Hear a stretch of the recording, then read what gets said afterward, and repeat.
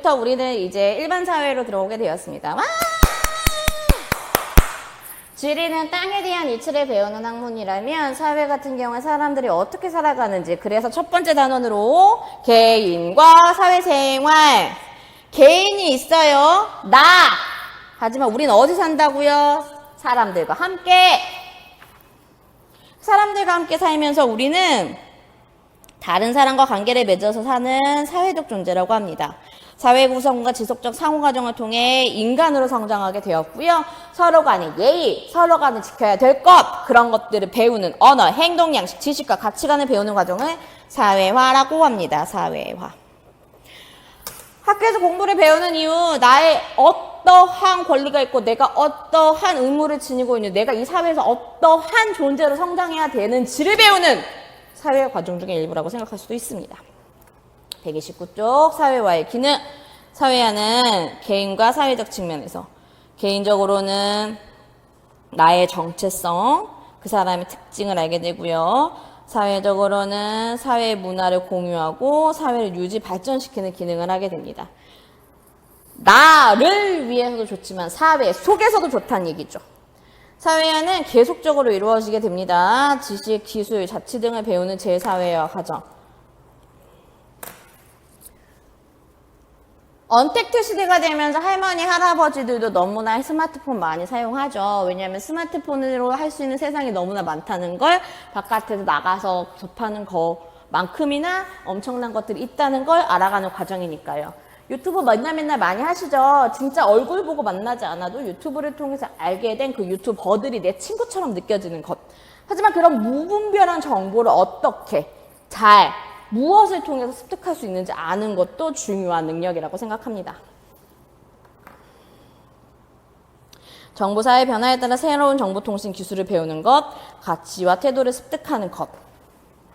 모글리.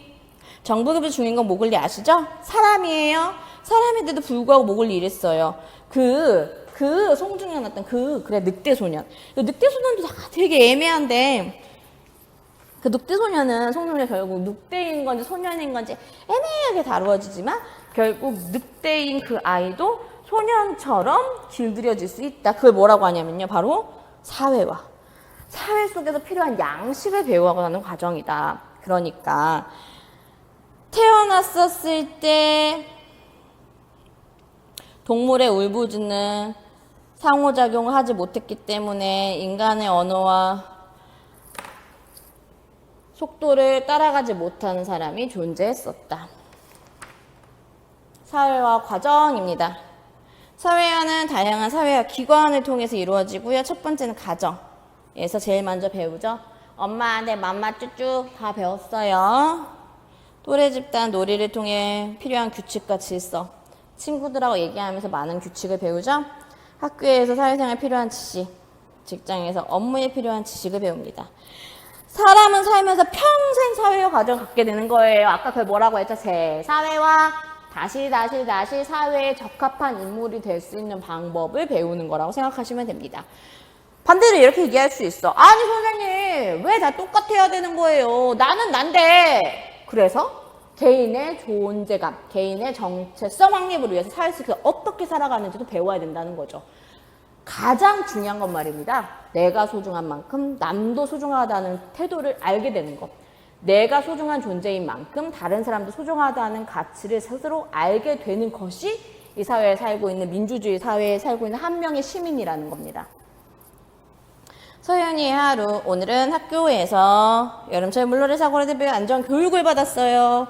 체험을 중심으로 진행되어 재밌었다. 교육을 마친 후에는 바로 집에 와서 부모님, 가족과 함께 할머니 제사상을 차렸다. 내일은 방학식 후에 친구들과 놀이공원에 가기로 했다.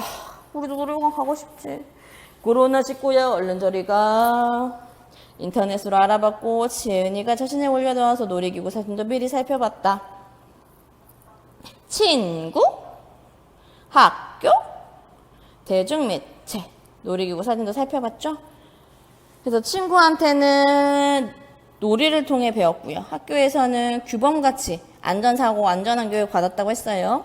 대중매체는 지식과 정보를 받게 됩니다. 스스로 확인 1번. 내가 속한 사회를 배워가는 양식 사회화. 2번. 청소년기의 지식이나 규범 등을 체계적 배우는 것 학교. 내가 지금 너희들에게 가르치고 있어요. 청소년기에는 신체적으로 급변하게 변하는 시기입니다. 이제 중1, 2학기가 되게 되면서 중2병 초기 증상이 나타나게 되죠. 엄마가 그러지 않았는데 엄마가 지금 나한테 말만 시켜도 알아서 할게. 강의 듣고 있어요. 강의 듣느라고 핸드폰 연락 잘 못 받았거든요. 라고 얘기하기도 하고요. 선생님이 전화하더라도 선생님 제가 지금 강의 듣고 있느라고 핸드폰 잘 못 봐서요. 라고 얘기하기도 하죠. 진짜로 그랬다고 선생님은 믿어요. 하지만 심리적으로 급변하기 때문에 욱하는 마음이 들 때도 있다는 거 인정합시다. 어쩔 수 없어요. 그럴 때야 부모의 간섭에서 벗어나 스스로 판단하고 행동하려 하고요. 추상적이지만 논리적 사고를 할 수 있다고 생각도 하는 나이예요. 감정 기복도 깊하고 불안정하고 충동적이죠. 나 진짜 안 그러는데 왜 그러지? 라고 생각하는 게 그거라고 생각하시면 돼요. 진짜 내가 누구야? 라는 걸 스스로도 알지 못하고 두려울 수 있어요. 부모가 갈등이 깊어지죠. 감정을 조절할 수 없지만요. 결국에는 성장하게 되는 이유. 내가 누구인지 스스로 판단하고 행동하려고 하기 때문이고 끊임없이 생각하다 보면 결국에는 생각하고 있는 나는 바뀌지 않는다는 걸 알게 될 겁니다. 결국 청소년기에는 나는 누구인가에 대한 명확한 자아 정체성을 갖도록 하세요. 나 누구야? 결국 난 누굴까? 나는 눈이 크고 나는 코가 크고 나는 입이 커 보다 더 중요한 건 내가 무엇인지 내 스스로가 판단할 수 있는 것. 왜 나는 이렇게 생겼지 저렇게 생겼지란 불만보다 결국 스스로 내가 나를 사랑해 줄 수 있는 마음을 갖는 것. 사회화 과정에서 자아정체 생성은 중요한 시기이다. 목표를 이루기 노력하며 어떤 삶을 살고 싶은지 끊임없이 고민하고 탐색하고 당신은 사랑받기 위해 라는 걸 인정하는 태도가 중요합니다. 넌 분명히 사랑받기 위해 태어나셨고요. 자아 정체성에 대해서도 스스로 나는 괜찮은 사람이야 라고 위로해주는 과정을 많이 겪었으면 좋겠습니다. 자아 정체성을 알아보자. 어려울 수 있죠. 소중히 생각하도록 하고요. 나에 대한 인생 1번 한번 다음번에 만들어 보고 싶네요. 스스로 확인 1번. 신체적으로 급격한 변화를 겪는 청소년기. 자신에게 명확한 상태, 자아 정체성. 나는 소중한 사람이야.